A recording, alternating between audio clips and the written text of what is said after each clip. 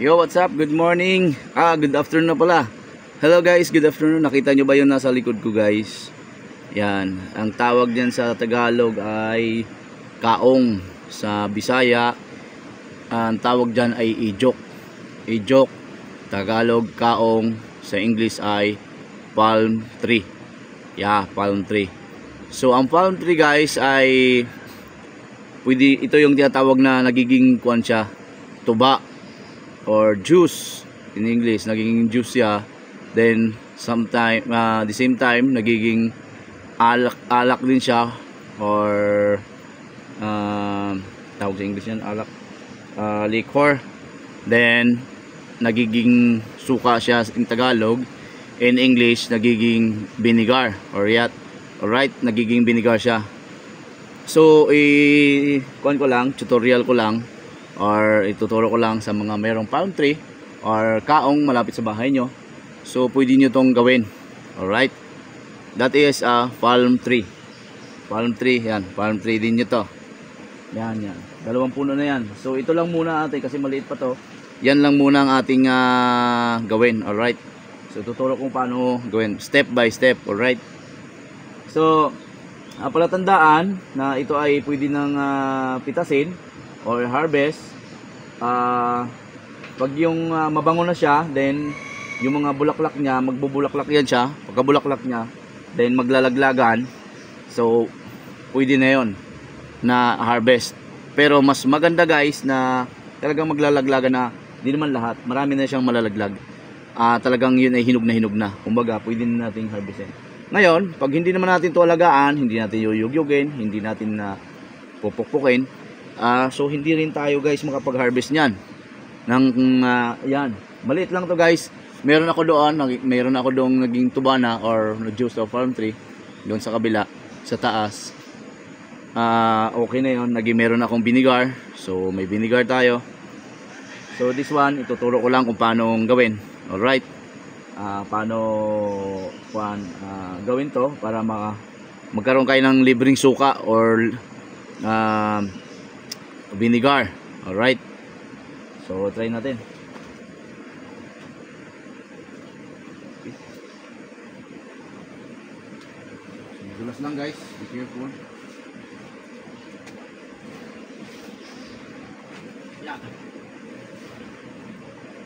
Okay, so guys, ito yung gagamitin natin.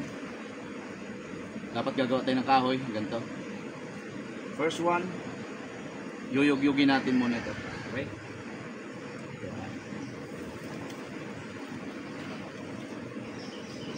Yuyugyugin muna natin to guys. Like this.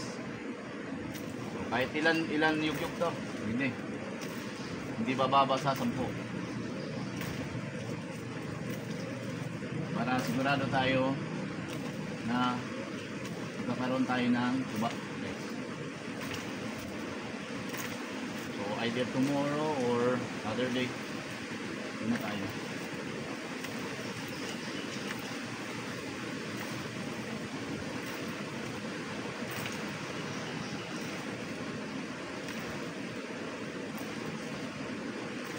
Ganyan lang guys.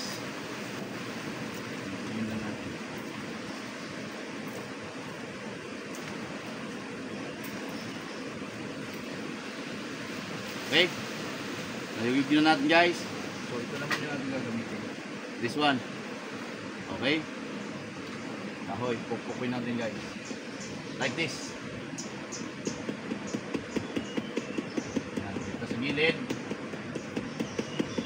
yan, balik yan. Okay, and sa taas.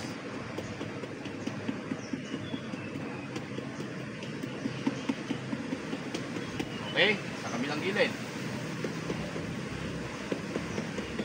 Para pantay. Yung ibaba, kung maaari, hanggang dito.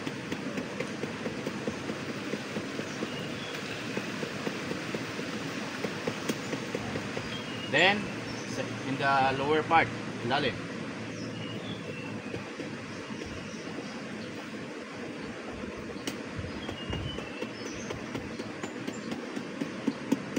Okay, balik-balik lang. lahat.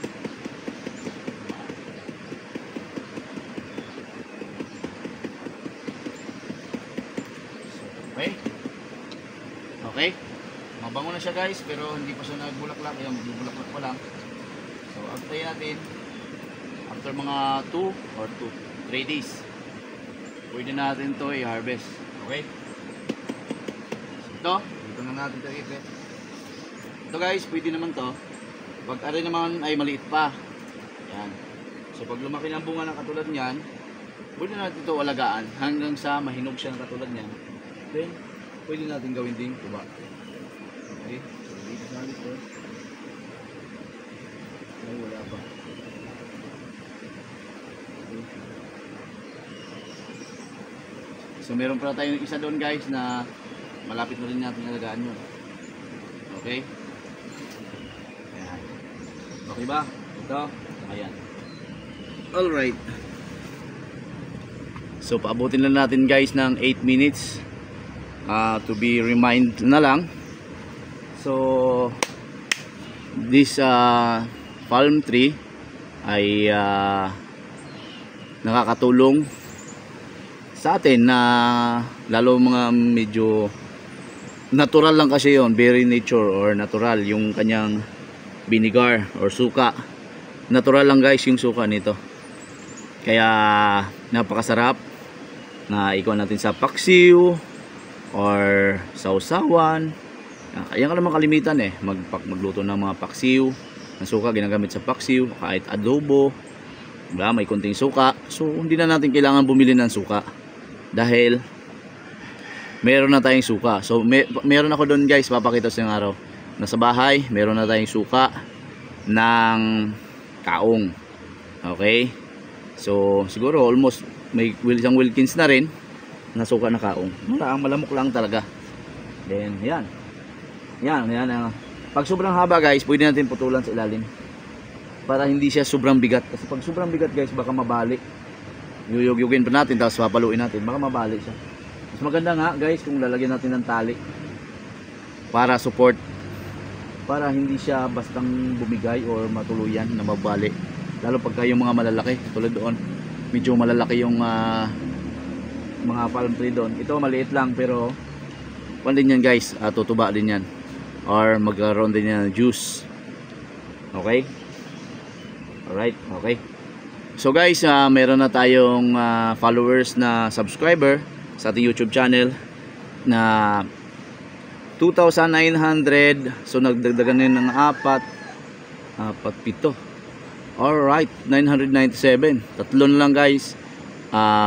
Road for 3,000 subscriber na tayo. Okay, so tuloy-tuloy lang tayo mag-live. Live upload. Alright, thank you for subscribing guys. And don't forget to like, subscribe on my YouTube channel. God bless all. Take care always kung saan man kayo sa mundo. Alright, so mga OFW, pag nakita nyo ang aking video, so salamat.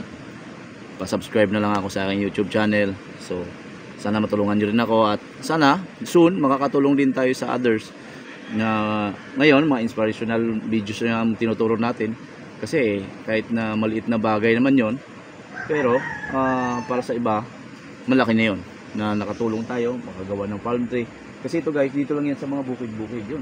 Tulad yan guys, may mga palm tree dyan. Dito may palm tree dito. So hindi lahat nakakaalam kung paano gagawin nito itong palm tree. Okay? Alright, yun lang ang aking may turo. Thank you for watching.